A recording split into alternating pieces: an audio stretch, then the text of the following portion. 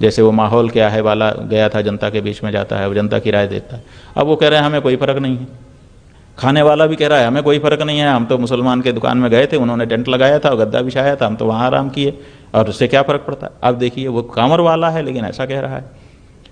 दुकान वाले कह रहे हैं कि भाई ठीक है थोड़ा बहुत फ़र्क पड़ेगा लेकिन सरकार का आदेश है। कोई कह रहे हैं कोई फ़र्क नहीं पड़ेगा, जिसको खाना है वो खाएगा ही, जिसको नहीं खाना है नहीं खाएगा। तो ऐसी परिस्थिति में जिस उद्देश्य से ये कानून लागू किया गया वो अपना पूरा असर दिखा पाएगा। देखिए पवित्रता अच्छी चीज़ है और इस बारे में अगर कोई विचार करता है तो हम उसका समर्थन करते हैं, लेकिन उसके लिए उचित वातावरण बना करके तब इस बात को कहा जाना चाहिए। अन्यथा अचानक कर देने से, जैसे नोटबंदी अचानक कर दी गई थी तो लोगों को कितनी परेशानी हुई, तो अचानक नहीं करना चाहिए, उसके बारे में वातावरण बनाना चाहिए, समझाइश देनी चाहिए और तब जा कर के और जगह जगह उस तरह की व्यवस्था कांवड़ियों के लिए। क्या सरकार ये नहीं कर सकती कि हर किलोमीटर पर कांवड़ियों के लिए लंगर लगा दे, हिंदुओं को ही प्रेरित करके लगा दे, सरकारी खजाने से पैसा ना निकाले कि भाई यहाँ पवित्र भोजन है, वहाँ पर जैसे आपके धर्मशास्त्र में नियम है वैसा भोजन, वैसी चाय, वैसा दूध बना करके रख दो। अमरनाथ में यात्रा करने के लिए लोग जाते हैं, पूरे देश के लोग जा करके वहाँ लंगर लगाते हैं।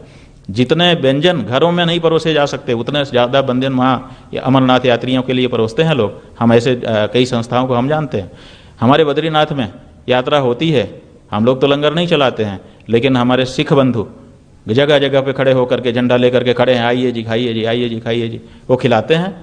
वो सरकार से पैसा थोड़े लेते हैं, अपने ढंग का बनाते हैं, अपने ढंग से बैठाते हैं, अपने ढंग का खिलाते हैं और वाहे गुरु की जय बोलते हैं। तो उसी तरह से क्या कांवड़ियों के लिए समाज के लोग आगे नहीं आ जाते अगर सरकार आग्रह करती कि आप लोग पवित्र भोजन करिए, और पवित्र भोजन कराने के लिए इन संस्थाओं को अनुमति दी जाती है और अवसर दिया जाता है, तो कांवड़ के रास्ते में जगह जगह ऐसी व्यवस्था हो जाती है।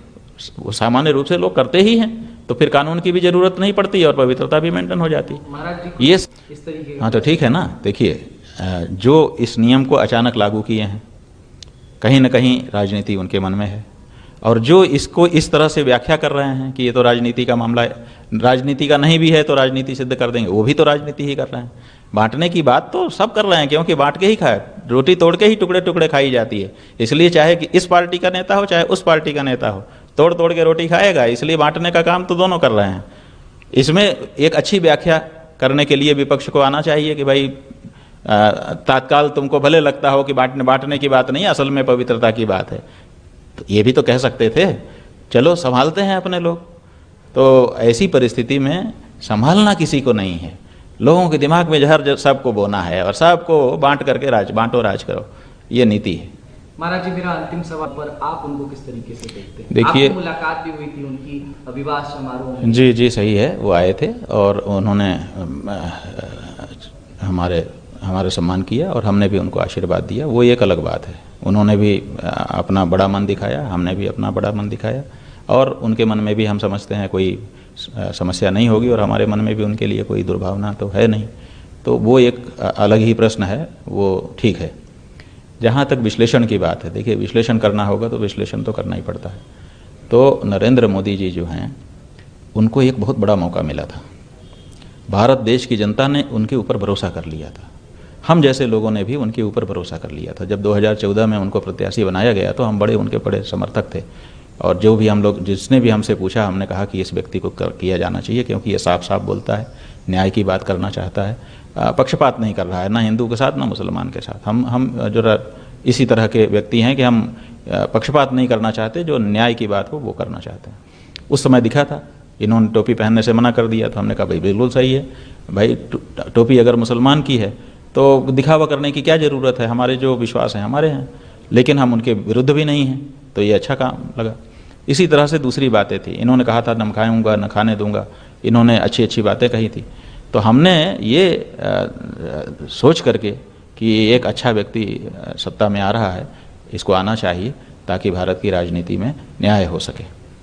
अब क्या हुआ, 10 वर्ष बहुमत के साथ इन्होंने राज किया। अब तो 10 साल के बाद वाला राज है, तीसरी बार वाला। बहुमत जब आपके पास था तब आपने हम हिंदुओं की पीड़ा को नहीं समझा। हमारी सबसे बड़ी पीड़ा है गौ हत्या। हम लोग उसको, गऊ को माँ कहते हैं, और गौ हत्या किसी हालत में न देखना चाहते हैं न करना चाहते हैं।